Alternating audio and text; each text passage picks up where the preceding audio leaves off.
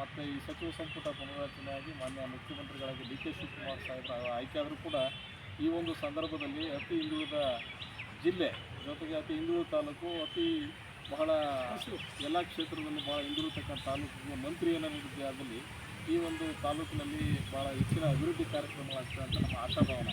ಹಾಗಾಗಿ ಈ ಒಂದು ಸಚಿವ ಸಂಪುಟ ಪುನರ್ರಚನೆ ಸಂದರ್ಭದಲ್ಲಿ ಅವರಿಗೆ ಒಳ್ಳೆಯ ಸಚಿವ ಸ್ಥಾನವನ್ನು ಕೊಟ್ಟು ಈ ಒಂದು ತಾಲೂಕಿನ ಅಭಿವೃದ್ಧಿಗೆ ಹೆಚ್ಚಿನ ಕೊಡುಗೆಯನ್ನು ಕೊಡಬೇಕು ಅಂತೇಳಿ ಕಾಂಗ್ರೆಸ್ ಪಕ್ಷದ ಮಹಾ ಅಧಿನಾಯಕರನ್ನು ನಾವು ಈ ಸಂದರ್ಭದಲ್ಲಿ ಒತ್ತಾಯ ಮಾಡ್ತಾ ಇದ್ದೀವಿ. ಅಭಿಮಾನಿಗಳಾಗಿರೋದ್ರಿಂದ ಸಾಮಾನ್ಯ ಪುಟ್ಟರಂಗಶೆಟ್ಟರನ್ನ ಈ ಒಂದು ಸಚಿವರಾಗಿ ಮಾಡಿದ್ದೇ ಆದಲ್ಲಿ ಈ ಒಂದು ಕ್ಷೇತ್ರಕ್ಕೆ ಒಳ್ಳೆಯ ಕೆಲಸ ಕಾರ್ಯಗಳಾಗಿದ್ದಾವೆ. ಯಾಕೆಂದರೆ ಅವರು ಜನಾನುವಾಗಿ ನಾಯಕರು ಮತ್ತು ಎಲ್ಲ ಕಷ್ಟ ಕಾರ್ಖಾನೆಗಳಲ್ಲಿ ಭಾಗವಹಿಸ್ತಕ್ಕಂಥ ಒಂದು ಹೆಚ್ಚಿನ ಮನೋಭಾವ ಇರ್ತಕ್ಕಂಥ ಅವರಿಗೆ ಸಚಿವ ಸ್ಥಾನಮಾನವನ್ನು ಕೊಡೋದು ಸೂಕ್ತ ಅಂತ ನಾವು ಸಂದರ್ಭದಲ್ಲಿ ಒತ್ತಾಯ ಮಾಡಿದ್ವಿ. ಈ ಒಂದು ಜಿಲ್ಲೆಯಲ್ಲಿ ಅವರಿಗೆ ಸಚಿವ ಸ್ಥಾನ ಕೊಡೋದ್ರ ಜೊತೆಗೆ ಈ ಜಿಲ್ಲಾ ಉಸ್ತುವಾರಿ ಮಂತ್ರಿಗಳಾಗಿ ನೇಮಕ ಮಾಡಿದ್ದೇ ಆಗಲಿ ಬಹುತೇಕ ಮುಂದಿನ ರಾಜ್ಯ ವಿಧಾನಸಭೆ ಚುನಾವಣೆ 20 ಚುನಾವಣೆಗಳ ಅನುಕೂಲ ಆಗ್ತದೆ.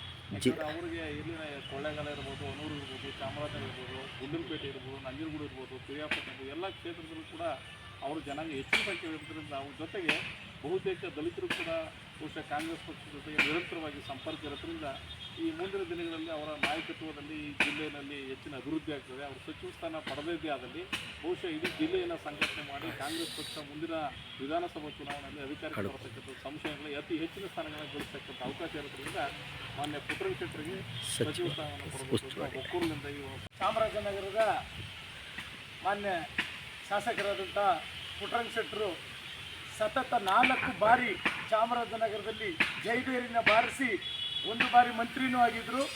ಆದರೆ ಈಗ